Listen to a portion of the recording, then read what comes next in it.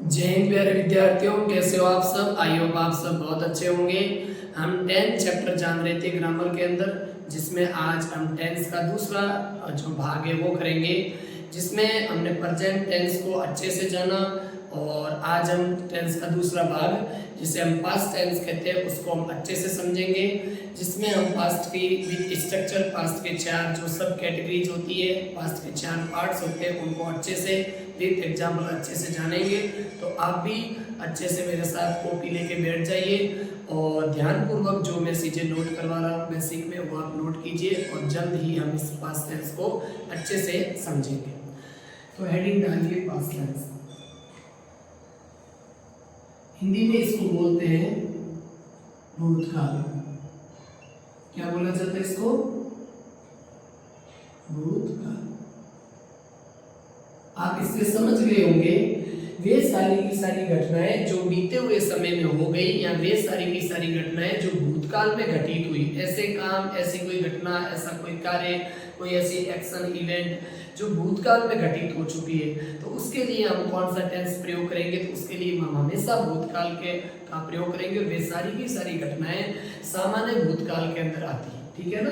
तो सबसे पहले हम इसमें जानेंगे सिंपल पास्ट। इसमें 1 नंबर लगाओगे और आप 5 नंबर लगा दीजिए, क्योंकि ओवरऑल हमने टेंस के 12 प्रकार सीखेंगे, जिसमें हमने 4 सीख लिए और आज हम कौन सा प्रकार सीख रहे? पांचवा है पास्ट का पहला भाग, जिसे बोलते हैं सिंपल पास्ट, या फिर इसका दूसरा नाम आप लिख दीजिए पास्ट इंडेफिनिट, पास्ट इंडेफिनिट। इसको लिखना हिंदी में लिख सकते हो आप सामान्य भूतकाल, ठीक है ना। इसकी मैं छोटी सी आपको डेफिनेशन लिखवा देता हूँ। To express simple actions of past. कहने का मतलब यही हुआ कि टू एक्सप्रेस का मतलब हम पास्ट टेंस का प्रयोग कहाँ करते हैं? सिंपल पास्ट टेंस का हम उन घटनाओं को एक्सप्रेस करने में, एक्सप्रेस या व्यक्त करने में करते हैं। कौन सी घटनाएं? सिंपल एक्शंस, वो सामान्य घटनाएं जो भूतकाल में घटित हुई हो। तो सामान्य भूतकाल की घटनाओं के लिए हम इसको कौन से टेंस का प्रयोग करते हैं? तो हम उसमें सिंपल पास्ट टेंस का या पास्ट इंडेफिनिट टेंस का प्रयोग करते हैं। तो सबसे पहले हम इसकी हिंदी में पहचान जान लेते हैं कि आखिरकार इसकी हिंदी में पहचान क्या होती है। तो आप हमेशा ध्यान रखना, जिस भी वाक्य के अंदर में लिख देते हैं पहचान, आइडेंटिफिकेशन, ठीक है ना। इसकी क्या होगी? यानी था है, किसी भी वाक्य के अंत में था है, थी है या फिर थे है, ये किसी वाक्य के अंत में आता है। या फिर आ, ई और ए, ये किसी वाक्य के अंत में आ रहा है, तो सीधी सी बात है कि वो कौन से टेंस की पहचान होगी? तो हमेशा सिंपल पास्ट टेंस की पहचान होगी। कौन से टेंस की पहचान होगी? सिंपल पास्ट टेंस की पहचान होगी। ये आपको अच्छे से याद रखना। अब था है, जैसे मैं स्कूल गया था, वो स्कूल गई थी, वे विद्यालय गए थे, ठीक है। आ का मतलब वह, उसने पत्र लिखा, ठीक है ना, या वह स्कूल गया ना, वह स्कूल गई, वे स्कूल गए, ऐसे भी कह सकते हो आप, ठीक है ना। तो जिस वाक्य के अंदर आ की मात्रा के साथ, ई बड़ी की मात्रा के साथ, ए की मात्रा के साथ कोई सेंटेंस खत्म होता है हिंदी का, तो वो हमेशा किसकी पहचान होगी? उस सेंटेंस को हिंदी में देखते ही आप पहचान सकते हो कि ये सेंटेंस हमारा सिंपल पास्ट टेंस का होगा। अब उस सेंटेंस को इंग्लिश में बदलने के लिए, ट्रांसलेशन करने के लिए उस सेंटेंस की इंग्लिश में स्ट्रक्चर क्या होगी? तो आप पहले स्ट्रक्चर डालिए इसकी सिंपल पास्ट टेंस की। टोटल सॉरी 3 स्ट्रक्चर जानेंगे, जिसमें पहली हमारी ए नंबर पर है अफर्मेटिव, AFFIR, हो सकता है आपको अब तक स्पेलिंग याद हुई हो चुकी होगी, अफर्मेटिव सेंटेंस, ठीक है ना। तो 1 नंबर पर हम अफर्मेटिव सेंटेंस की क्या पहचान होती है? सिंपल पास्ट टेंस की अफर्मेटिव सेंटेंस की क्या स्ट्रक्चर होती है वो हम लिखते हैं, जिसमें हमेशा सबसे पहले आप ध्यान रखना सब्जेक्ट का प्रयोग होगा, क्योंकि मैक्सिमम सारे के सारे सेंटेंस सब्जेक्ट से ही शुरू होते हैं। सब्जेक्ट का, और उसके बाद में वर्ब की सेकंड फॉर्म का, और उसके बाद में ऑब्जेक्ट का प्रयोग होगा। सिंपल सी संरचना है। सारे के सारे अवन और 12 टेंसेस देखें, उसमें सबसे सिंपल संरचना कोई टेंस की है तो हमारी ये सिंपल पास्ट टेंस की या पास्ट इंडेफिनिट टेंस भी हम इसको कहते हैं। इसमें हमने ये देखा कि वन एंड ओनली, केवल ये एक ऐसा टेंस है जिसके अंदर in structure we use second form of verb is use, जिसके अंदर हम सेकंड वर्ब की सेकंड फॉर्म का प्रयोग करते हैं। तो केवल न केवल अवर ऑल 12 भाग में से केवल ये एक ही भाग ऐसा है सिंपल पास्ट जिनके अंदर हम वर्ब की सेकंड फॉर्म का प्रयोग करते हैं। तो ये आपको अच्छे से ध्यान रखना हमेशा कि वर्ब की सेकंड फॉर्म का प्रयोग कौन से टेंस में होता है, तो सिंपल पास्ट टेंस में होता है। अब दूसरी बात, अफर्मेटिव सेंटेंस की स्ट्रक्चर क्या होगी सिंपल पास्ट टेंस की, तो सब्जेक्ट वर्ब की सेकंड फॉर्म और देन उसके बाद में ऑब्जेक्ट, ये इसकी स्ट्रक्चर होगी। अब यदि सब्जेक्ट हमारा सिंगुलर हुआ तो भी वर्ब की सेकंड फॉर्म का प्रयोग होगा, और यदि सब्जेक्ट प्लूरल हुआ तो भी वर्ब की सेकंड फॉर्म का ही प्रयोग होगा।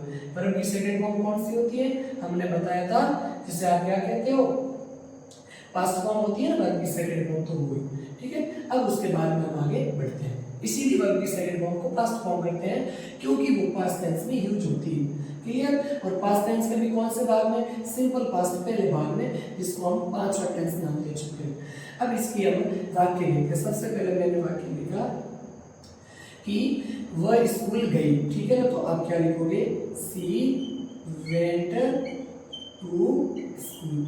मैंने कहा ना कि हो सकता है कि था है, थी है, थे, ये भी आए, लेकिन उसके साथ साथ सेंटेंस आर ई और ए के साथ खत्म होता है, तो वो सेंटेंस में किसकी पहचान होगी, वो सेंटेंस हमेशा सिंपल पास्ट टेंस की होगी।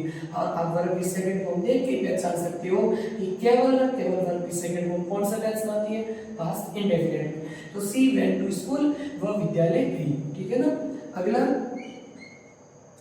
मैंने उसे कल देखा था, तो इसकी सेंटेंस क्या होगी, आई सा हर, यानी उसे यस्टरडे। जब टाइम मेंशन होता है तो सीधी सी बात है, ये तो सिंपल पास्ट ही होगा, ठीक है ना। आई सा हर यस्टरडे, मैंने कल उसे देखा था, तो इसमें था थी आने लग गया ना, तो मैंने उसे कल देखा था। तो यहाँ पर सा क्या हो गया, वर्ब की सेकंड फॉर्म, और वर्ब की सेकंड फॉर्म हम कौन सा टेंस में प्रयोग करते हैं, तो सिंपल पास्ट टेंस में, ठीक है ना। ये आपको अच्छे से ध्यान रखना। ये दो वाक्य आप अच्छे से लिख दीजिए। एक वाक्य में और लिख देता हूं कि जैसे मैंने एक पत्र लिखा, ठीक है ना, तो उसकी आई तो यूज कर सकते हैं। तो अब ऐसे कर सकते हैं कि राम ने एक पत्र लिखा, तो क्या कहोगे आप, राम सब्जेक्ट, उसके बाद वर्ब की सेकंड फॉर्म, तो लिखने की राइट की सेकंड फॉर्म हो जाएगी रोट, थर्ड फॉर्म रिटन होती है जिसमें डबल टी आता, ध्यान रखना। Ram wrote a letter, Ram ने एक पत्र लिखा, या ऐसे नहीं बोल सकते आप राम ने एक पत्र लिखा था, तो भी सीधी सी बात है कि जिसमें था थी आ जाएगा, या फिर राम ने एक पत्र लिखा, तो लिखा इसका मतलब काम तो पूरा हो गया। अब काम कब का है, भूतकाल की सामान्य घटना है, तो फिर उसमें कौन सा टेंस प्रयोग होगा, सिंपल पास्ट टेंस का प्रयोग होगा। ये हमने अच्छे से सिंपल पास्ट टेंस की स्ट्रक्चर जानी। उसके बाद में हमने 2-3 एग्जाम्पल के थ्रू हमने पास्ट सिंपल टेंस के अफर्मेटिव सेंटेंस की स्ट्रक्चर जानने की कोशिश की। अब आप इसको नोट कर लीजिए, हम फिर आगे बढ़ते हैं नेगेटिव सेंटेंस की ओर।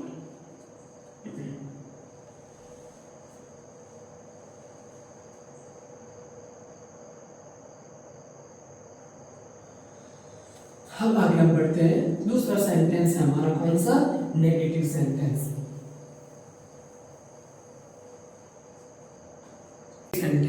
अब इस नेगेटिव सेंटेंस की क्या पहचान होती है, और नेगेटिव सेंटेंस हम किसका जान रहे हैं, पास्ट मतलब इंडेफिनिट का सिंपल पास्ट टेंस हम नेगेटिव सेंटेंस जान रहे हैं। और इसमें आप इसकी स्ट्रक्चर होती है, सबसे पहले इसमें किसका प्रयोग होगा, नॉट का प्रयोग, क्योंकि नेगेटिव सेंटेंस के अंदर नॉट का प्रयोग होगा, और साथ ही साथ हेल्पिंग वर्ब आएगी। अब हेल्पिंग वर्ब कौन सी आएगी, तो हेल्पिंग वर्ब आएगी हमारी सॉरी कौन सी आएगी, डिड, कौन सी आएगी, डिड।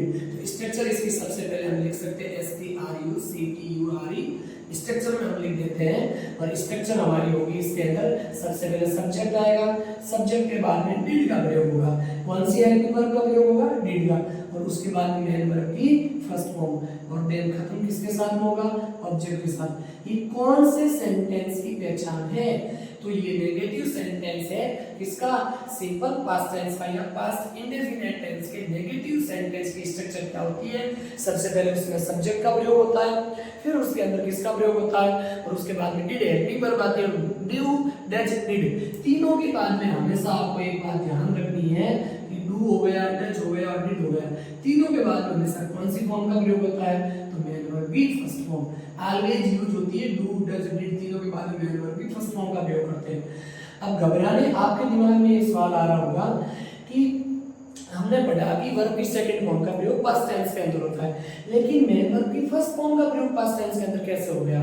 तो आपको जब भी पूछे डू डज डिड तीनों के बाद में मेन वर्ब का फर्स्ट फॉर्म की प्रयोग होता है, क्योंकि सब सिंगुलर सब्जेक्ट होगा तो डज का प्रयोग हो जाएगा और प्लूरल के लिए डू। लेकिन जब सब्जेक्ट हमारा सिंगुलर और प्लूरल दोनों होगा, भले सब्जेक्ट सिंगुलर हो चाहे सब्जेक्ट प्लूरल हो, लेकिन आपको पास्ट इंडेफिनिट के अंदर नेगेटिव सेंटेंस में जो हमारा डिड का प्रयोग होता है इंटरोगेटिव में भी, तो वो दोनों प्रकार के सब्जेक्ट के लिए केवल हेल्पिंग वर्ब हमारे पास एक डिड ही है, तो वो डिड का ही प्रयोग होता है। ये बात आपको अच्छे से ध्यान रखनी है। साथ ही मैंने एक बताया था आपको कि हम हमेशा हेल्पिंग वर्ब के अनुसार मेन वर्ब का प्रयोग करते हैं, तो आपको डिड के बाद में वर्ब की फर्स्ट फॉर्म का प्रयोग करना पड़ता है। इसलिए नहीं कि आप वर्ब की सेकंड फॉर्म का प्रयोग डिड के अकॉर्डिंग कर दो, तो ये कभी नहीं करना। हम हमेशा हेल्पिंग वर्ब के अनुसार ही मेन वर्ब का प्रयोग होता है। जिस प्रकार हैज हैव के बाद में वर्ब की थर्ड फॉर्म आती है, तो वो वर्ब की थर्ड फॉर्म के हिसाब से हैज हैव नहीं लगता, हैज हैव के अकॉर्डिंग वर्ब की थर्ड फॉर्म आती है। तो उसी प्रकार ग्रामर कहती है कि डू डज डिड तीनों के बाद में मेन वर्ब की फर्स्ट फॉर्म का प्रयोग होता है। प्रेजेंट टेंस के अंदर क्योंकि डू और डज सिंगुलर प्लूरल का पहले से सब्जेक्ट की तरफ से रोल निभा लेते हैं वर्ब की तरफ से, तो इसलिए इनके पीछे मेन वर्ब की फर्स्ट फॉर्म का प्रयोग होता है, ये ध्यान रखना होता है। और साथ ही डू डज के पीछे प्रेजेंट टेंस में मैंने एक बात वहां बताई भी थी और नहीं बताई, कोई बात नहीं वापस बता देता हूं कि मेन वर्ब की फर्स्ट फॉर्म का प्रयोग होता है, साथ में मेन वर्ब में एस और ईएस नहीं लगता, चाहे सब्जेक्ट प्लूरल हो सब्जेक्ट सिंगुलर हो, क्योंकि सिंगुलर और प्लूरल को डिसाइड करने के लिए पहले से डू और डज दोनों में से एक का प्रयोग हो जाता है। तो इसलिए एक सब्जेक्ट के अकॉर्डिंग दो मेन वर्ब एक साथ नहीं आ सकती, तो फिर वहां पर डू डज हेल्पिंग वर्ब होती है और मेन वर्ब होती है फर्स्ट, ये मेन वर्ब होती है। तो इसलिए इनके हिसाब से डू डज के हिसाब से पीछे मेन वर्ब की फर्स्ट फॉर्म का प्रयोग होता है। तो आई होप यहां तक आप समझ गए होंगे कि हम पास्ट टेंस के अंदर भी प्रेजेंट वर्ब की प्रेजेंट फॉर्म का प्रयोग करते हैं, और वो वर्ब की प्रेजेंट फॉर्म कौन सी है? डिड के बाद में लगने वाली मेन वर्ब की फर्स्ट फॉर्म। अब इसके हम एग्जांपल जान लेते हैं। एग्जांपल में हम जानेंगे कि वह स्कूल नहीं गई थी, तो आप क्या करोगे? सी वेंट, सी नेगेटिव है तो C did not go to school. हम कौन सा सेंटेंस पढ़ रहे? नेगेटिव, तो हमने यहाँ पर एक कमी कर ली। वो कमी क्या की? मैंने यहाँ लिख दिया नॉट का प्रयोग, लेकिन आपको यहाँ ध्यान रखना होगा तीसरे स्थान पर नॉट का प्रयोग कहाँ होगा? यहाँ। डिड के तुरंत बाद में नॉट का प्रयोग होगा, डिड के तुरंत बाद में नॉट का प्रयोग, फिर मेन वर्ब की फर्स्ट फॉर्म, उसके बाद में ऑब्जेक्ट का प्रयोग। ये आप आई अच्छे से एक बार करेक्शन कर लीजिए, ठीक है ना।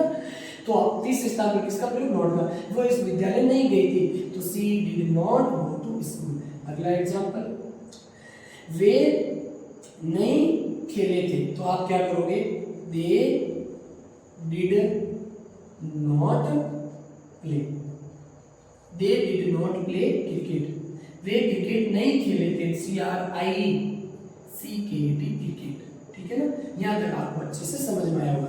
एक एग्जांपल में और लिख देता हूं कि राम ने खाना नहीं खाया, तो आप क्या लिखोगे? Ram did not eat food, Ram ने भोजन नहीं लिया, ठीक है। तो राम ने खाना नहीं खाया था, तो सेंटेंस क्या होगा? तीसरे स्थान पर नॉट का प्रयोग, क्योंकि हमेशा ध्यान रखना नेगेटिव में तीसरे स्थान पर नॉट का प्रयोग होता है। सेंटेंस हमारा ग्रामेटिकल एकदम करेक्ट है, क्योंकि सब्जेक्ट के साथ से डिड का प्रयोग, चाहे सब्जेक्ट सिंगुलर हो चाहे सब्जेक्ट प्लूरल हो, दोनों में डिड का ही प्रयोग होगा। क्योंकि प्रेजेंट में तो डू और डज अलग अलग थे, हमारे पास एक ही वर्ब है वो डिड, तो ध्यान रखो सिंगुलर सब्जेक्ट के लिए डिड और प्लूरल के लिए भी डिड। तो तीसरे स्थान पर नॉट का प्रयोग सही है, तीसरे स्थान पर not, subject helping verb not, subject helping verb not, subject helping verb not, और देन उसके बाद में मेन वर्ब की फर्स्ट फॉर्म, फिर हमारा हो जाएगा ऑब्जेक्ट। तो यहाँ तक आपको अच्छे से समझ में आया होगा, ये आप नोट कर लीजिए। फिर हम आगे बढ़ते हैं तीसरे स्थान पर इंटरोगेटिव सेंटेंस की ओर, ये आप अच्छे से नोट करें।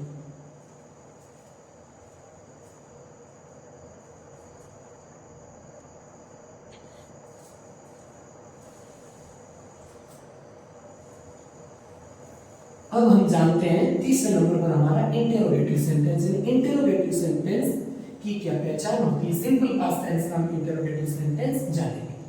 लगाओ सी नंबर लिखो और इंटरोगेटिव सेंटेंस इंटरोगेटिव सेंटेंस की क्या पहचान होती है?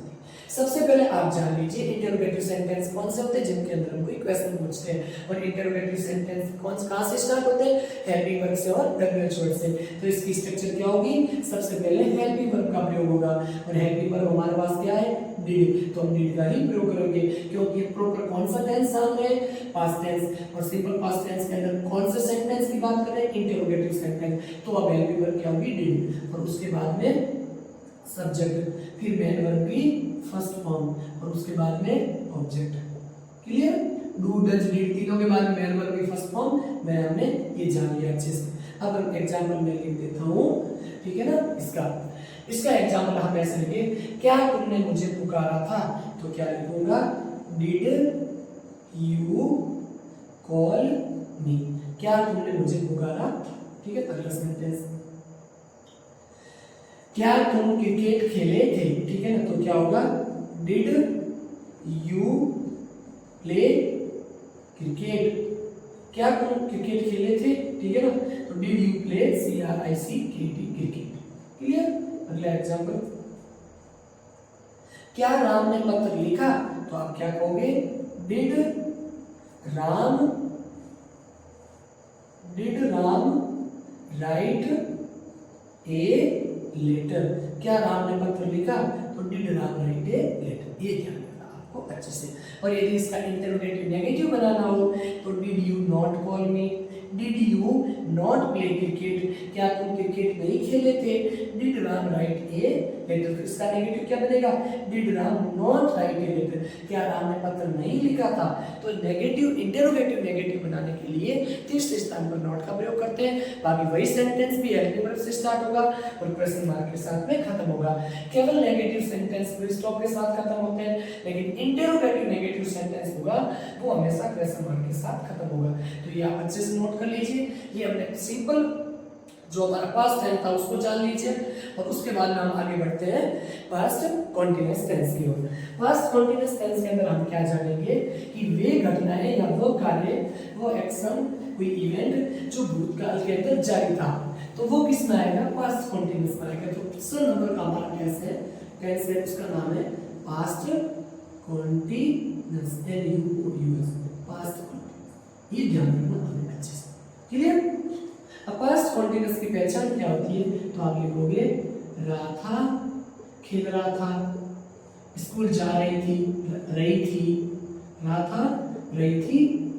एक एग्जांपल ले लें, वह पत्र लिख रहा था, वह पत्र लिख रही थी और वे पुस्तक पढ़ रही थी। तो उस हिसाब से कोई भी हिंदी का वाक्य जो रहा था, रही थी, रहे थे के साथ में खत्म होता है तो वो वाक्य किसका होगा? अपूर्ण भूतकाल का होगा।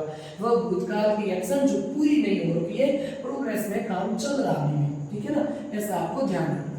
कब से स्टार्ट हुआ, कब खत्म हुआ वो हमें कोई पता नहीं, लेकिन ये घटना भूतकाल की, इतना हमें जरूर पता है। तो परिभाषा आप क्या लिखोगे इसकी? Any action that was going on in the past। ऐसा कोई काम जो भूतकाल के अंदर एक मतलब कहने का मतलब भूतकाल के अंदर जारी था, प्रोग्रेस पर था, तो वो किस में आ जाएगा? वो हमारा आएगा पास्ट कॉन्टिन्यूअस के अंदर। तो ये आपको अच्छे से आप समझ में आ गया होगा कि भूतकाल के अंदर कोई बोलते समय या भूतकाल के अंदर कोई काम जारी था, राम क्रिकेट खेल रहा था, नरेश विद्यालय जा रहा था, ठीक है ना, मीना खाना खा रही थी। तो ये सारे के सारे कैसे सेंटेंस हो गए? तो ये सारे के सारे सेंटेंस हो गए पास्ट का हमारा कॉन्टिन्यूअस, जिसे हम हिंदी में क्या बोलते हैं? अपूर्ण भूतकाल, ठीक है ना। अब हम इसकी अफर्मेटिव स्ट्रक्चर जान लेते हैं। इसकी स्ट्रक्चर क्या होती है? तो ए में यहाँ समझोगे आप, ए में लिखो आप अफर्मेटिव, क्लियर? अफर्मेटिव स्ट्रक्चर होगी हमारी इसकी, उस स्ट्रक्चर का नाम होगा अफर्मेटिव में सब्जेक्ट और उसके बाद में वाज और फिर वर्ब। ये वाज और वर्ब क्या है? ये वाज और वर्ब हेल्पिंग वर्ब और उसके बाद में मेन वर्ब की चौथी फॉर्म, क्योंकि कॉन्टिन्यूअस टेंस में कॉन्टिन्यूअस फॉर्म होगी और कॉन्टिन्यूअस फॉर्म कौन सी होती है? पहली प्रेजेंट, दूसरी पास्ट, तीसरी पास्ट पार्टिसिपल, चौथी प्रेजेंट पार्टिसिपल या प्रोग्रेसिव आईएनजी वाली कॉन्टिन्यूअस वाली फॉर्म। तो इसका प्रयोग अगर पांचवी होती है सिंगुलर या प्लूरल, एस या ईएस वाली फॉर्म। ये मैंने आपको शुरू में वर्ब के कॉन्सेप्ट में समझाया, ये ध्यान रखना। नेगेटिव क्या अफर्मेटिव इसको लिखेंगे। क्लियर? ये प्रेजेंट पास्ट कंटीन्यूअस टेंस में अफर्मेटिव सेंटेंस की स्ट्रक्चर जान रहे हैं, ये स्ट्रक्चर होती है, इसकी ध्यान रखना। अब मैं एग्जांपल लिख दूं इसका, उससे पहले मैं आपको एक चीज समझा दूं कि वाज का प्रयोग हम किस किस के लिए करेंगे। सबसे पहले आई के लिए, फिर ई, सी और इट, इन सब के लिए, और साथ में प्रॉपर नाउन, उन सब के लिए प्रॉपर नाउन जैसे व्यक्तिवाचक संज्ञा जिसमें एस और एस नहीं लगता तो वो सिंगुलर ही होता ऑलवेज, ठीक है ना। तो उसके लिए हम राम, श्याम, गीता, तो उसके लिए हम किसका प्रयोग करेंगे, तो ये इसका वाज का। और साथ ही हमारा कोई प्लूरल सब्जेक्ट होगा तो प्लूरल सब्जेक्ट के लिए हम किसका प्रयोग करेंगे, वर। प्लूरल में कौन कौन से, यू सिंगुलर भी होता, प्लूरल भी होता, वैसे हम इसको प्लूरल कंसीडर करेंगे, यू, वी और दे, और साथ में कोई प्लूरल नाउन। इन सब के साथ में किसका प्रयोग होगा, तो इन सब के साथ हमेशा ध्यान रखना किसका प्रयोग होगा, वर्ब, और सिंगुलर के साथ में वाज का प्रयोग। ये दोनों क्या होती है, हेल्पिंग वर्ब, और इसके पीछे मेन वर्ब की कौन सी फॉर्म लेंगे, ये मेन वर्ब की चौथी फॉर्म, ये ध्यान रखना, आईएनजी वाली फॉर्म, ठीक है ना, ये अच्छे से ध्यान रखना। अब हम इसके पीछे आ जाते हैं एग्जाम, ठीक है। राम पत्र लिख रहा था तो क्या हो जाएगा, Ram was writing, Ram was writing a letter, Ram पत्र लिख रहा था, राम एक पत्र लिख रहा था, ठीक है। मोहन गाना गा रहा था तो MOHN, Mohan was singing a song, Mohan एक गाना गा रहा था। अगला एग्जांपल, वे क्रिकेट खेल रहे थे, भूतकाल के अंदर कोई भी काम जारी था तो क्या लिखोगे, they were playing cricket, playing cricket, ये आपको अच्छे से ध्यान रखना, ठीक है ना, या प्लेइंग क्रिकेट मैच, कुछ भी कर सकते हो आप। तो अब हमने क्या जाना कि पास्ट कॉन्टिन्यूअस टेंस के अंदर वाज वर्ब का प्रयोग होता है, वाज का प्रयोग सिंगुलर के लिए, इसलिए हमारा आई प्रोनाउन होता है, उसके लिए भी वाज का प्रयोग करते हैं। ध्यान रखना प्रेजेंट टेंस के अंदर आई प्लूरल माना जाता है और पास्ट टेंस के अंदर आई को सिंगुलर कंसीडर किया जाता है। आई के पीछे वर्ब का प्रयोग भी होता है, लेकिन एक इमेजिनरी केस होता है, मैं आपको एडवांस में पढ़ाऊंगा, कल हमारा फ्यूचर टेंस खत्म हो जाएगा, सॉरी, उसके बाद हम एडवांस में अच्छे से जानेंगे कि आई के पीछे वर्ब का प्रयोग कहाँ होता है, आई के पीछे वाज का प्रयोग कहाँ होता है। तो यहाँ पर मैं अच्छे से आपको समझा रहा हूँ कि यहाँ पर आई को पास्ट कॉन्टिन्यूअस के अंदर आपको वाज और वर्ब में आपको आई को हमेशा सिंगुलर कंसीडर करके चलना है, आई के पीछे वाज का प्रयोग करना है। और देन हम इमेजिनरी केस पढ़ेंगे जिसमें हम ये जानेंगे कि if I were A bird, यदि मैं एक पक्षी होता, मैं राजा होता तो मैं गरीबों की मदद करता, उस प्रकार के सेंटेंस में आई के पीछे वर्ब का भी प्रयोग होता है, वो हम वहां जानेंगे।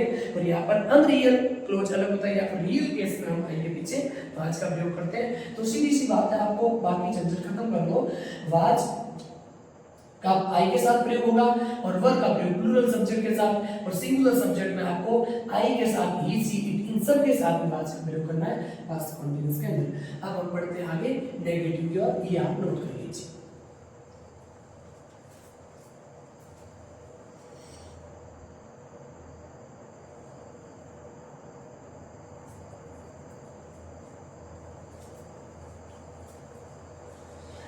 दूसरा वाक्य हमारा नेगेटिव, कौन से टेंस का, पास्ट कॉन्टिन्यूअस टेंस का। पास्ट कॉन्टिन्यूअस टेंस की क्या पहचान होती है हिंदी में, बोलो मेरे साथ, रात था, खड़ी थी, गई थी, कोई भी ऐसी घटना जो भूतकाल के अंदर जारी थी, भूतकाल के अंदर हो रही थी, तो वो किस में आ जाएगा हमारा, वो आ जाएगा पास्ट कॉन्टिन्यूअस के अंदर। अब हम इसकी नेगेटिव की स्ट्रक्चर जान लेते हैं, ठीक है ना। नेगेटिव की स्ट्रक्चर में कुछ भी नहीं करना, लिखो 2 नंबर, 2 नंबर पर, या 2 नंबर नहीं, आप नोट नंबर बी डाल दीजिए। और बी में हम क्या जानते हैं, हमें नेगेटिव सेंटेंस, क्लियर। थोड़ा हम जल्दी करेंगे, 2 एग्जांपल के साथ ही समझ लेंगे अच्छे से, क्योंकि वैसे इसमें एग्जांपल कोई डिपेंड नहीं करता, आपको कॉन्सेप्ट अच्छे से समझ में आना चाहिए, क्लियर। तो नेगेटिव सेंटेंस में सबसे पहले इसकी स्ट्रक्चर होती है, स्ट्रक्चर क्या होगी इसकी, सबसे पहले सब्जेक्ट, बस नॉट ही लगाना है, एवरीवन क्या आ जाए, तीसरे स्थान पर नोट, और देन उसके बाद मेन वर्ब की चौथी फॉर्म, और खत्म किसके साथ में, ऑब्जेक्ट। कोई जरूरी नहीं वो भी ना हो भी, कोई दिक्कत, ठीक है, क्लियर। ये नोट है। तो सेंटेंस में तो वह पुस्तक नहीं पढ़ रहा था, तो क्या लिखोगे, ही वाज, तीसरे स्थान पर लो, he was not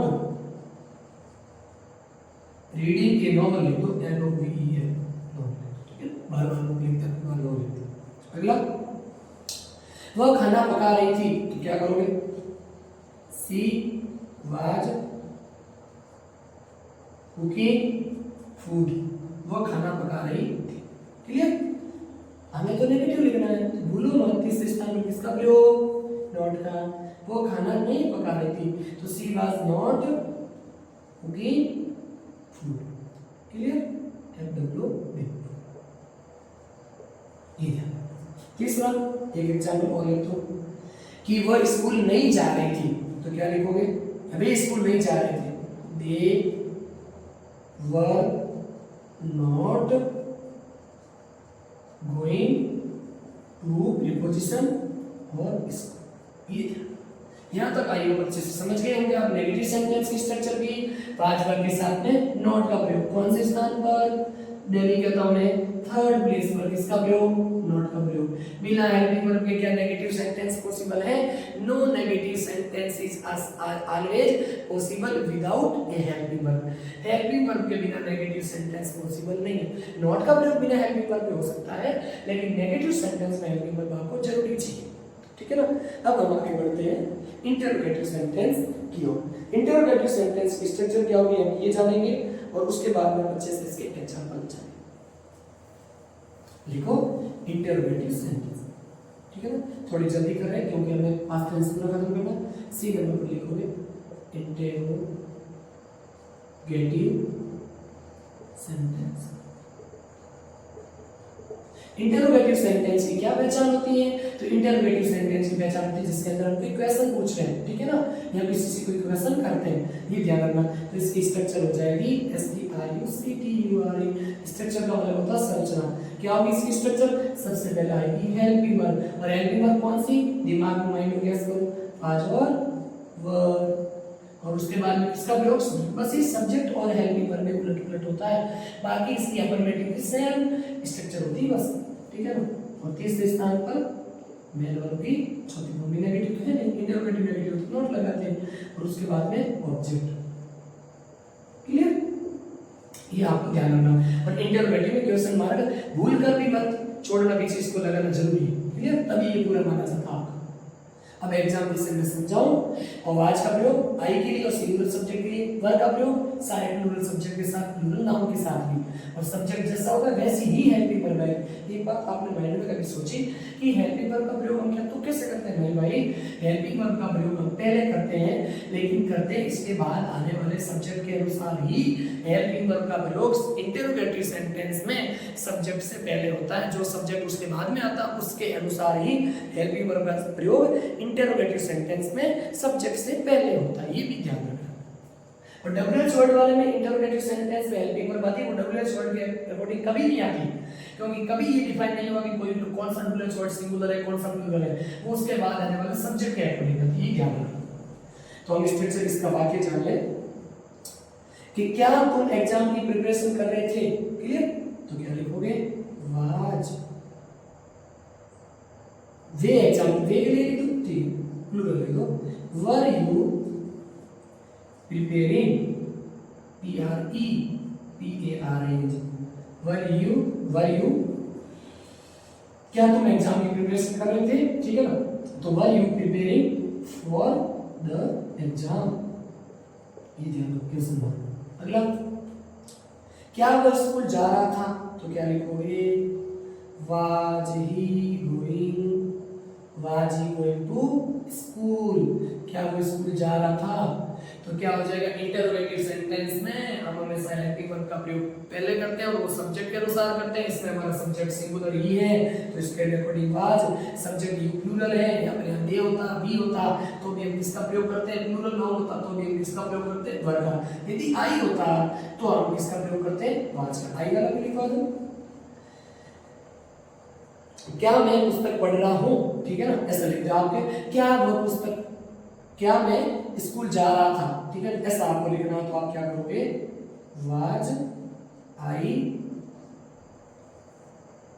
I going to या क्या मैं पढ़ रहा था, ऐसा कर लो, was I going to school, क्या मैं स्कूल जा रहा था, तो क्या हो जाएगा, आई के according was I going to school. Sentence हमारा ग्रामेटिकली एकदम करेक्ट है। तो आगे इंटरोगेटिव सेंटेंस हो गया, इसके साथ हमारा पास्ट कंटीन्यूअस टेंस यहाँ पर खत्म होता है। अब हम किसकी तरफ बढ़ेंगे, तीसरे तरफ, 7 नंबर टेंस की तरफ। ओवरऑल में देखें तो 12 टेंसेस में से हमने सब कवर कर ली, बेसिक्स अच्छे से कवर कर लिया जितना हो सके उतना, इससे ज्यादा इसका बेसिक कुछ भी नहीं होता, ठीक है ना। और हो सकती है कोई ऐसी चीज हमने बेसिक में भी पीछे रख ली तो वो एडवांस में मैं आपको बताने की कोशिश करूंगा।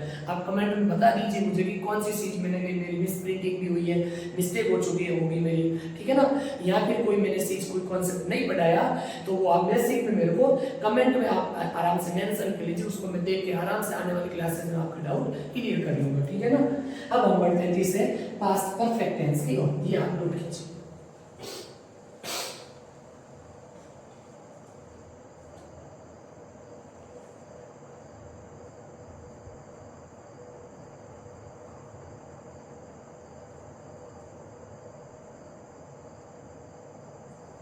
ठीक है, चलो चलते हैं पास्ट परफेक्ट हेडिंग क्या लिखोगे, पास्ट परफेक्ट, अच्छा से,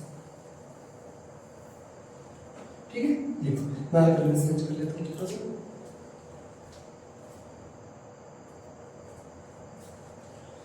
पास्ट परफेक्ट टेंस, चलिए इस चीज को अच्छे से आराम से समझेंगे, कोई घबराने की जरूरत नहीं है। पास्ट टेंस को पढ़ रहे हैं हम आज, 7 नंबर पर हमारा हो गया पास्ट परफेक्ट। कितना खूबसूरत टेंस है।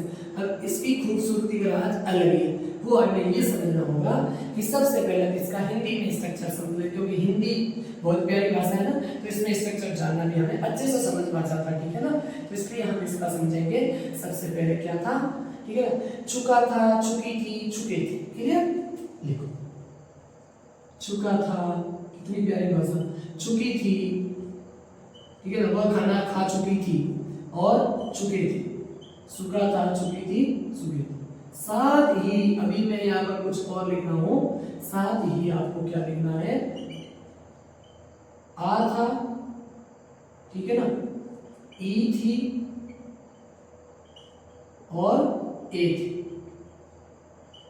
ठीक है, ये ध्यान कैसे कि वह खाना खा चुका था, ठीक है ना, वह खाना खा चुकी थी, वे खाना खा चुके थे, और साथ ही आ था, तो आ था आप देखोगे कि वह स्कूल गया था, वह स्कूल गई थी, या वह आया था, वह आई थी, वे आए थे। तो इस प्रकार की बात, वह आया था, वे आई थी, वे आए थे, ऐसे भी आप लिख सकते हो। तो इसकी स ओवरऑल पहचान होती है इन सब के साथ कोई ऐसा सेंटेंस, ये मात्रा का ध्यान रखना, आ की मात्रा, ई की मात्रा और ए की मात्रा, ठीक है ना, इन सब के साथ कोई हिंदी का सेंटेंस खत्म होता है तो वो सीधी सी बात है किसका होगा, पूर्ण भूतकाल का होगा। इसको हम बोलते हैं हिंदी में पूर्ण भूतकाल यानी पास्ट परफेक्ट टेंस। सबसे एग्जामिनर को क्या सबसे फेवरेट कोई टेंस है वो है पास्ट सिंपल, पास्ट परफेक्ट, उसके साथ में पास्ट परफेक्ट, और ये 4-5-7 ही ऐसे टेंस है जिनसे एग्जाम के क्वेश्चन बहुत ज्यादा बनते हैं। तो इनको भी हम एडवांस में बहुत अच्छे से समझेंगे, कोई घबराने की जरूरत ही नहीं, ठीक है। साथ ही इसके कौन कौन से पीवाईक्यू जो हमारे 6th क्लास से 12th क्लास तक एनसीईआरटी बेसिक स्कूल में कौन कौन से पेपरों को खंका लेंगे उसमें देखेंगे कौन कौन से पीवाईक्यू आए, ठीक है ना, 10th और 12th के बोर्ड को एनालिसिस करके 8th क्लास के क्वेश्चन जान के, और साथ ही हम अच्छे से देखेंगे कि कंपटीशन लेवल पे कौन कौन से क्वेश्चन इससे बनते हैं। तो जो हमारे भाई बहन कंपटीशन की तैयारी करते हैं तो उनको घबराने की कोई जरूरत नहीं है। मैं एकदम जितना मेरे से हो सके संभवतः मैं बेसिक टू एडवांस करवाने की कोशिश करूंगा, और जिसमें हम कंपटीशन लेवल ये जो क्वेश्चन है उसको भी हम आराम से विद एग्जाम्पल अच्छे से समझेंगे, जो भी question PYQ previous year questions में, और साथ ही एमसीक्यू जो मोस्ट इंपोर्टेंट क्वेश्चन है वो भी हम अच्छे से समझेंगे। तो ये आप लिखिए, और इसकी परिभाषा क्या लिखिए, सारी हिंदी समझा देता हूँ। ऐसा काम जो भूतकाल में शुरू हुआ और भूतकाल में खत्म हो गया।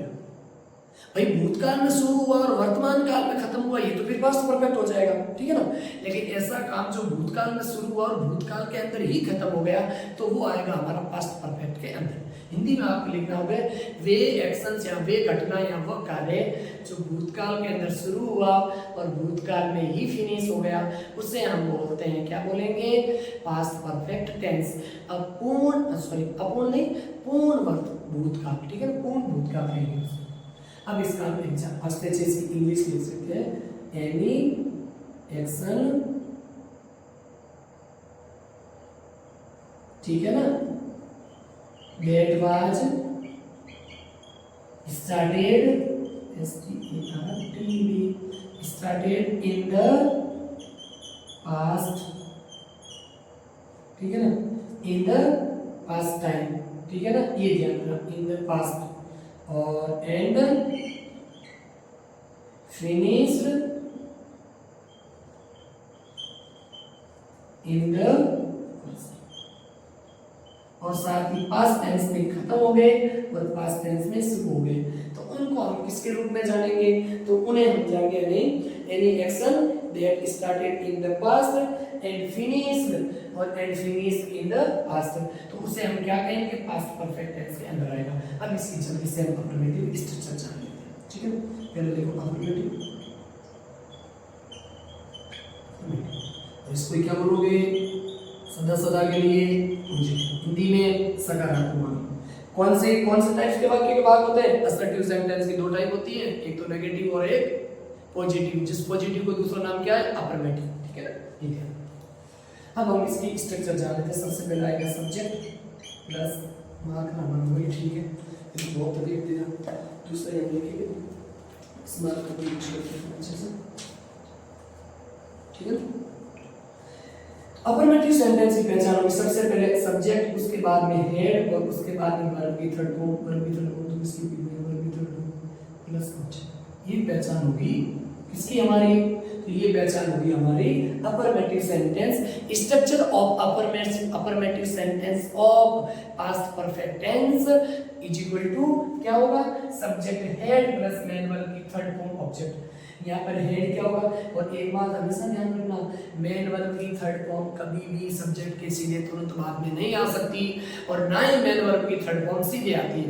मेन वर्ब की थर्ड फॉर्म हमेशा हेल्पिंग वर्ब के साथ प्रयोग होती है, वर्ब की सेकंड फॉर्म, वर्ब की फर्स्ट फॉर्म सब्जेक्ट के तुरंत बाद में आती है। ये हम सारी की सारी बातें एडवांस में देखेंगे, और इन ऐसे की पॉइंट को देख के आप अच्छे से पेपर के अंदर क्वेश्चन को अच्छे से सही करके आ सकते हो, बेसिकली बहुत कम टाइम में, ठीक है ना।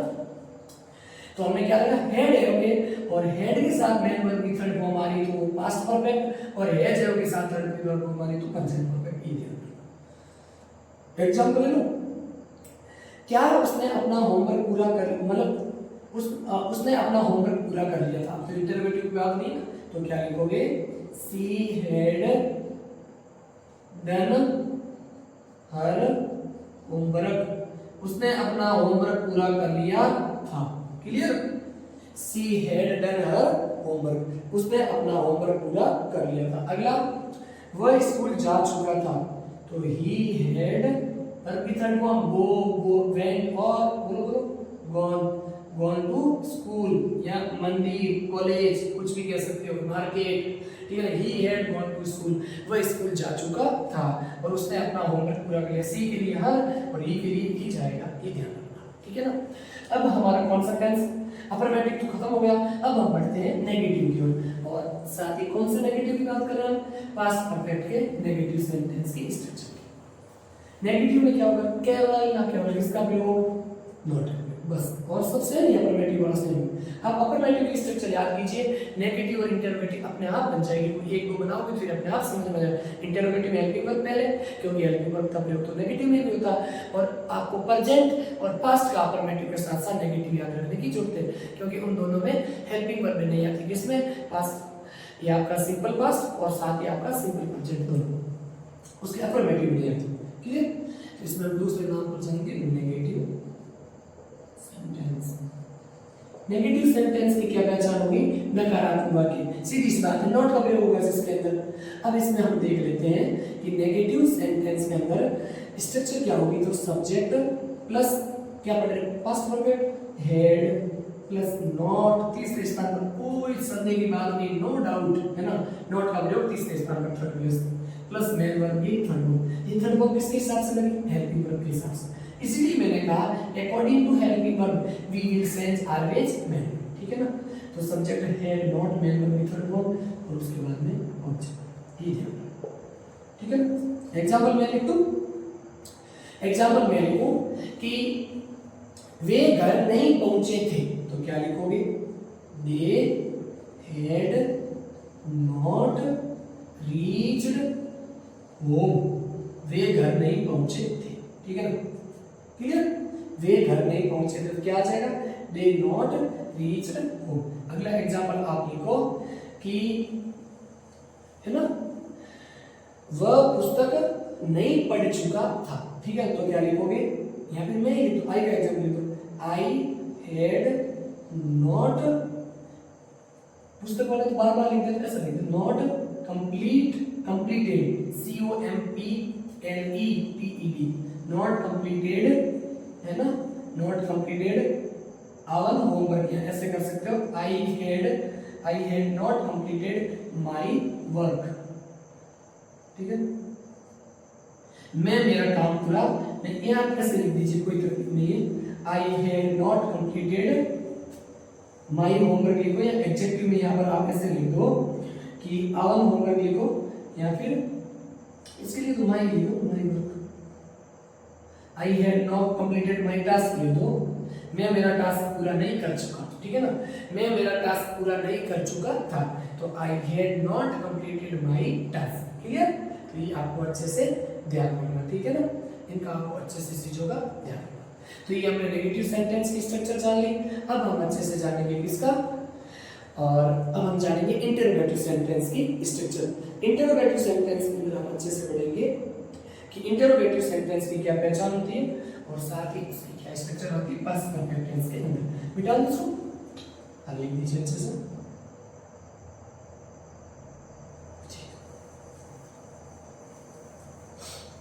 अभी तो मिटाइए, बहुत हिंदी लिख ली अच्छे समझिए, मेरी दिक्कत नहीं। उसके बाद हम लिखते हैं तीसरे स्थान पर सी में लिखेंगे हम इंटरोगेटिव सेंटेंस, धैर्य रखिए, बस एक ही टेंस हो रहा है, उसके बाद आज की क्लास में खत्म करेंगे आपके साथ इंटरोगेटिव सेंटेंस। इंटरोगेटिव सेंटेंस की क्या पहचान होती है, जिनके अंदर कोई क्वेश्चन पूछते हैं। अब हम किसका पढ़ रहे हैं, पास्ट परफेक्ट का इंटरोगेटिव, तो सबसे पहले इसमें आएगा स्ट्रक्चर जान लेते हैं, STRUCTUR स्ट्रक्चर। स्ट्रक्चर में सबसे पहले आएगी हेल्पिंग वर्ब, हेल्पिंग वर्ब कौन सी, help, plus subject, plus main verb भी थर्ड फॉर्म, और प्लस ऑब्जेक्ट, और खत्म किसके साथ में, क्वेश्चन मार्क के साथ। ये आप अच्छे से पहचान लिखिए, और उसके बाद में आपको पेपर के मतलब इसके जो क्वेश्चन है और एग्जांपल से वो लिखवाना, ठीक है, आप अच्छे से इसकी पहले पहचान लिखिए, इसकी पहचान क्या होती है, इंटरोगेटिव, ठीक है ना, ठीक। क्या वो घर पहुंच चुकी थी, तो क्या करोगे, हेड सी रीच्ड, हेड सी रीच्ड होम, यहाँ हो अपने घर पहुंच चुकी है, इंटरव्यू, ठीक है। क्या तुमने मेरी आज्ञा को पालन किया था, तो क्या लिखोगे आप, हेड यू फॉलोड, है ना, head you followed, FOLLOWED, followed my advice, क्या तुमने मेरी आज्ञा का पालन किया था, तो head you followed my advice.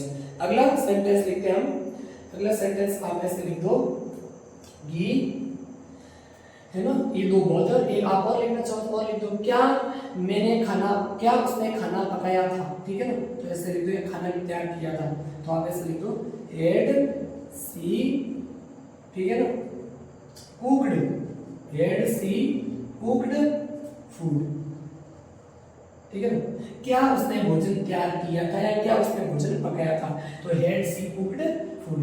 ये अच्छे से ध्यान रखना, हेड उसके बाद सब्जेक्ट, मेन वर्ब की थर्ड फॉर्म, हेड हो के साथ मेन वर्ब की थर्ड फॉर्म, हेड के बाद मेन वर्ब की थर्ड फॉर्म, हेड के बाद मेन वर्ब की थर्ड फॉर्म। कौन से टेंस में हेड के बाद मेन वर्ब की थर्ड फॉर्म का प्रयोग होता है, तो आप अच्छे से कोई घबराहट का दौरान ना लगे, अच्छे से समझेंगे, हेड के साथ मेन वर्ब की थर्ड फॉर्म का प्रयोग होता है पास्ट परफेक्ट में, और एज के बाद में वर्ब की थर्ड फॉर्म।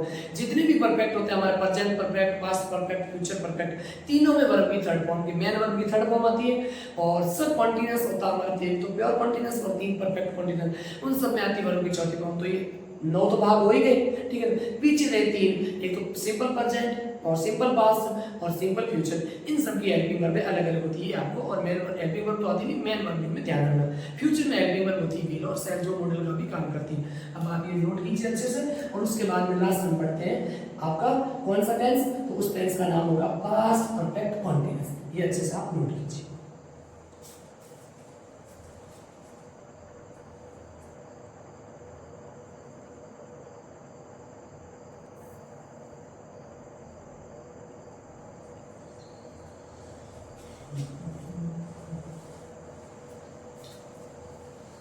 थकना नहीं है, रुकना नहीं है ना, अच्छे से चीजों को समझना है, क्योंकि रुकने का नाम ही तो मृत्यु है ना। जब जब जीवन के अंदर रुकावट आती है तो आप उस रुकावट को अपने पैरों तले कुचलने की हिम्मत रखिए, ना कि आप रुकावट से ही डर जाए, क्योंकि भगवान उसी को तकलीफ देता है जिनके अक्सर, है ना, ऐसा आपने सुना होगा कि भगवान उन्हीं कंधों पर बोझ रखने की सोचता है जिन कंधों में उठाने की क्षमता हो।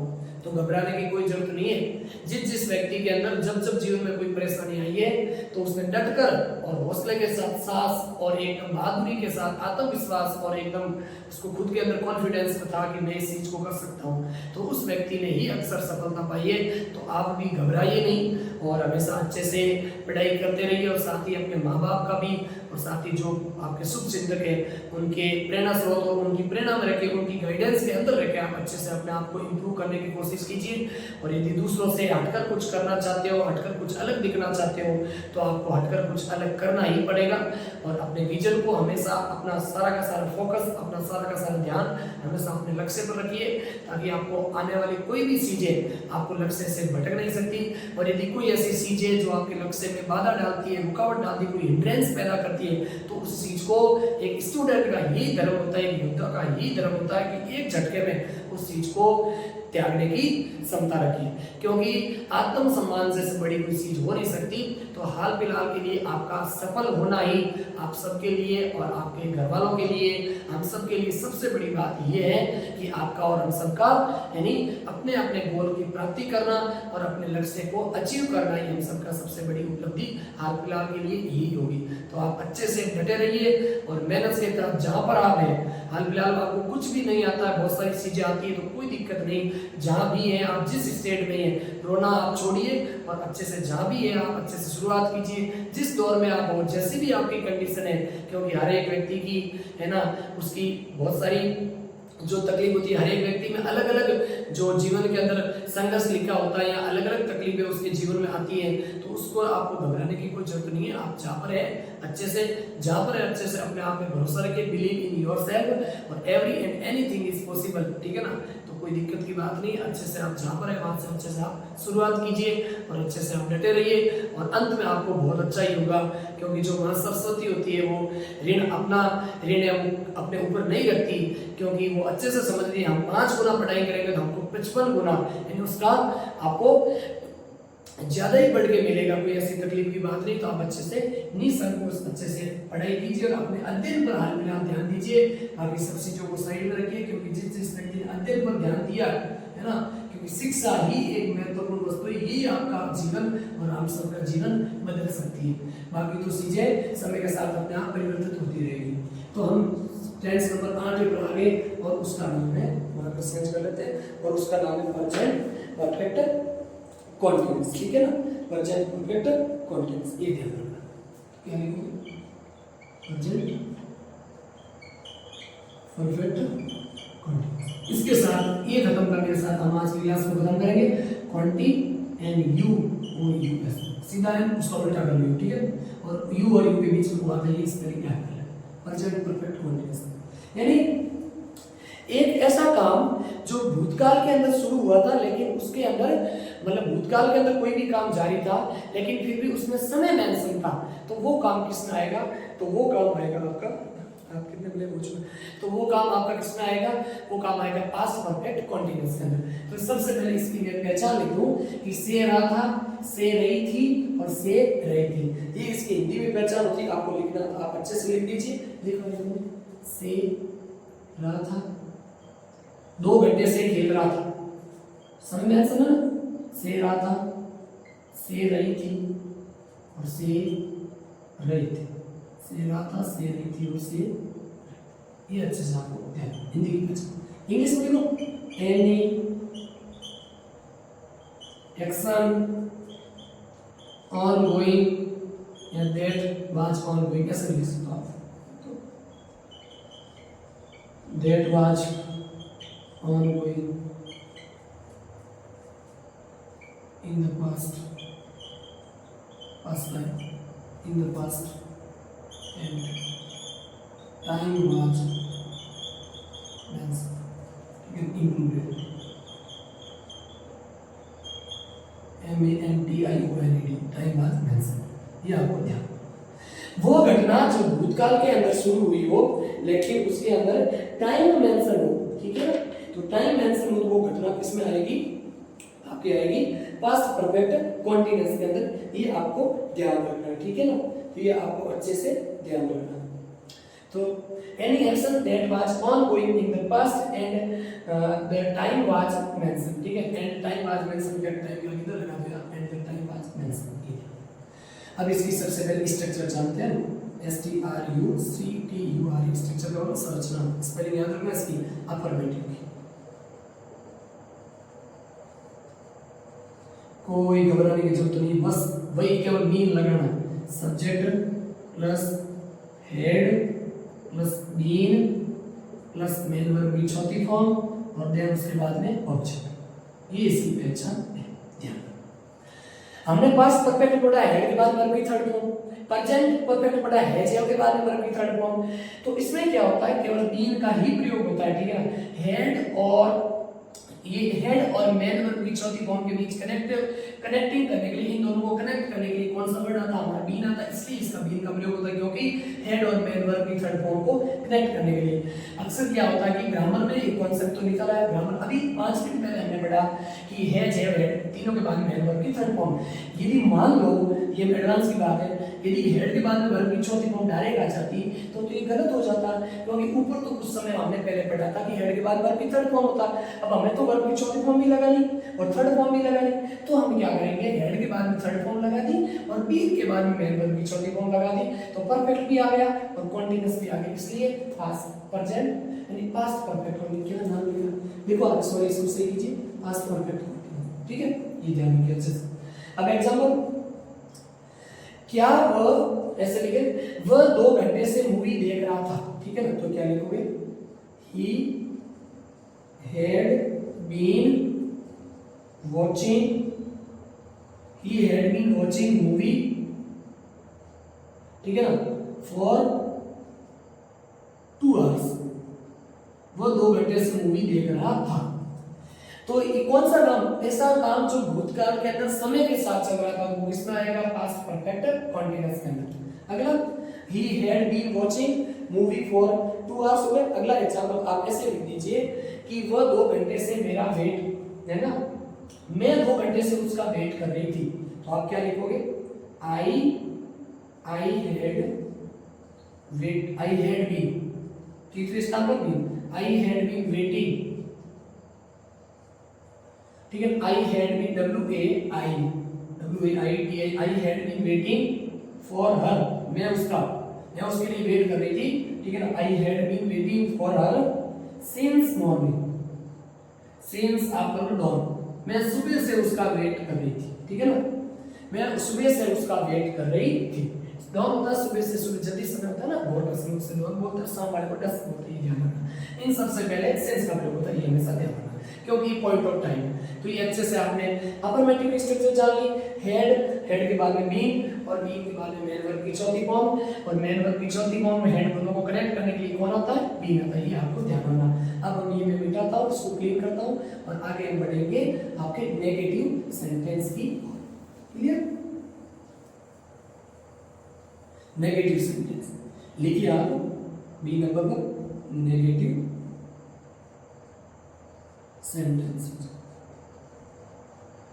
क्या पहचान होगी, केवल नोट करना, अफर्मेटिव पहचान ले तो subject plus had plus main verb की चौथी फॉर्म प्लस ऑब्जेक्ट, ठीक है, और तीसरे स्थान पर किसका प्रयोग होगा, नोट। ये हमें ध्यान रखना है अच्छे से। तो सब्जेक्ट प्लस हेड प्लस ठीक है ना, नॉट। और उसके बाद में वो एक बात गड़बड़ी हुई, क्या गड़बड़ी हुई इसमें आपने जाना अच्छे से कि सर हमने तो बीन नहीं लगा, तो बीन का स्थान प्रयोग होगा चौथे स्थान पर बीन, और उसके बाद में मेन वर्ब की चौथी फॉर्म, फिर तभी मैंने कहा छोटा कैसे लग रहा है स्ट्रक्चर, और उसके बाद में हमारा क्या हो जाएगा, फिर हमारी स्ट्रक्चर हो जाएगी आपकी ऑब्जेक्ट, और ऑब्जेक्ट के साथ में सिंस और फॉर भी लगाना, तो आप प्लस सिंस या फॉर और उसके साथ इससे जो पहले की स्ट्रक्चर थी हमारी जो आपकी प्रेजेंट पास्ट परफेक्ट कंटीन्यूअस की अफर्मेटिव की स्ट्रक्चर थी, उस अफर्मेटिव की स्ट्रक्चर के अंदर हमें क्या लगाना था, मैंने वो स्ट्रक्चर इतनी लिखी, सब्जेक्ट हेड बीन और उसके बाद मेन वर्ब की चौथी फॉर्म ऑब्जेक्ट, तो उसके पीछे आप सिंस और फॉर लगा के टाइम इतनी चीज आप अच्छे से इंक्लूड कर लीजिए, फिर हम इस नेगेटिव का एग्जांपल जानते हैं, ठीक है ना।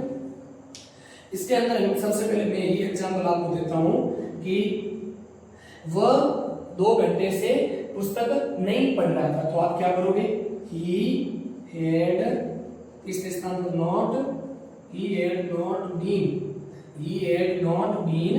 reading a book, ये ऑब्जेक्ट हो गया ए बुक, जो आप सुबह से नहीं पढ़ रहे, ऐसे लिख दो सिंस, या कोई टाइम लिख दो, चलो सिंस 5 o'clock 5 PM, ठीक है ना, वो 5 बजे से पुस्तक नहीं पढ़ रहा था।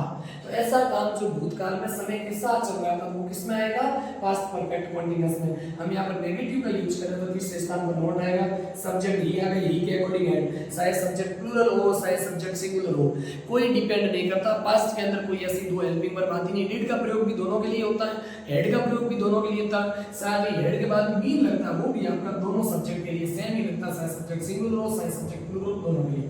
तो he had not been reading a book since 5 o'clock या 5 PM, ठीक है ना। ये एग्जांपल नोट कीजिए और उसके बाद इसका एक और एग्जांपल मैं करवाता हूं, ठीक है ना। अगला एग्जांपल एक और आप लिख दीजिए, यहाँ पे लिखो we had not been writing या playing, we had not been playing volleyball, V-O-L-L-E-Y volleyball, ठीक है ना, for 2 weeks, हम 2 सप्ताह से वॉलीबॉल नहीं खेल रहे थे, ठीक है ना।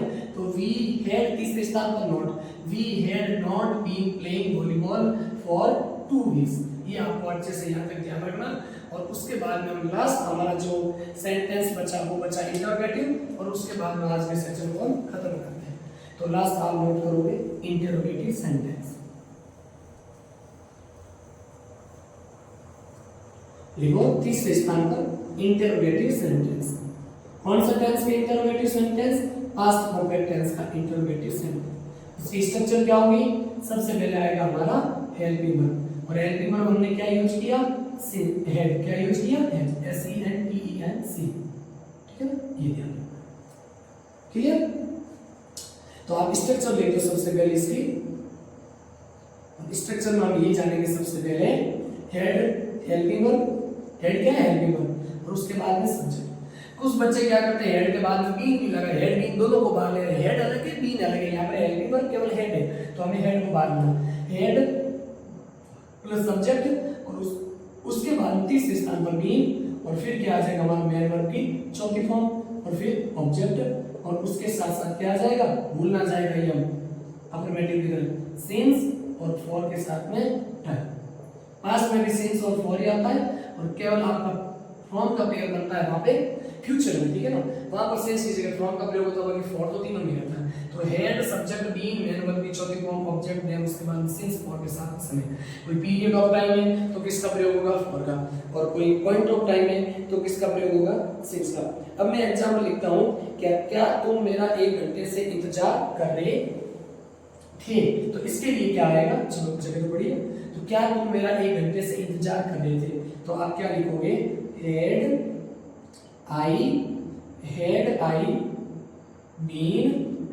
I been waiting, क्या तुम मेरा, ठीक है ना, had I been W-A-I-T, had I been waiting for me,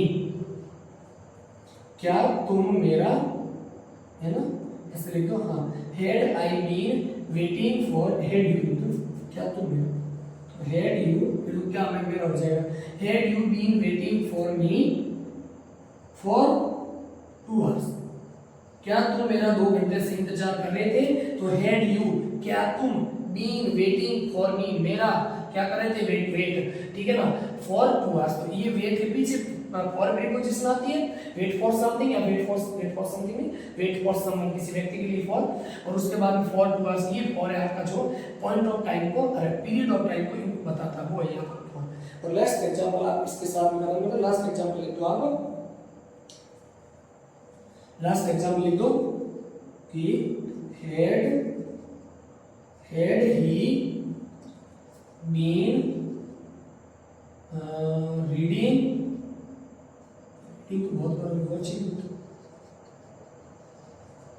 और WATCH, WATCHING,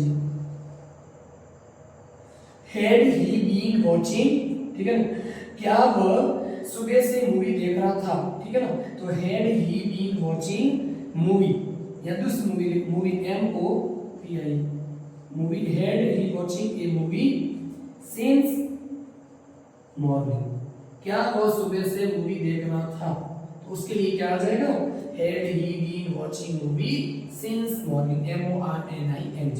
तो यहाँ तक आई होप अच्छे से इंटरोगेटिव सेंटेंस भी हमने कर लिया, तो यहाँ तक आपको अच्छे से समझ में आया होगा, तो आप अच्छे से इनको नोट कीजिए। और हमने आज के इस एपिसोड में टेंस का हमारा जो तीसरा एपिसोड है, इसमें हमने अच्छे से ये जान लिया कि पास्ट सिंपल क्या होता है, जिसके अंदर सामान्य भूतकाल की घटनाओं को दर्शाया जाता है, भूतकाल के अंदर कोई काम हो रहा तो पास्ट कंटीन्यूअस, और ऐसा एक्शन जो भूतकाल में शुरू हुआ भूतकाल में खत्म हो गया, एनी एक्शंस या all those actions that was started in the past and finished in the past, जो काम पास्ट में शुरू हुए पास्ट में खत्म हो गए, वो पास्ट का परफेक्ट, जिसके अंदर हमने हेड प्लस वर्ब भी थर्ड फॉर्म का प्रयोग किया। और लास्ट हमने पढ़ा पास्ट परफेक्ट कंटीन्यूअस, से रहा था, से रही थी, से रहे थे, ऐसा कोई काम जो 2 घंटे से भूतकाल के अंदर हो रहा था, हो रही, कर रही थी या फिर कर रहे थे, जैसे भी राम स्कूल जा रहा था, वो स्कूल जा रही थी, और वे घर पहुंच चुके थे या जा रहे थे, तो उस हिसाब से आपका कौन सा टेंस हो जाएगा हमारा पास्ट परफेक्ट कंटीन्यूअस। और तब तक के लिए जय हिंद, मिलते हैं कल नेक्स्ट वीडियो में।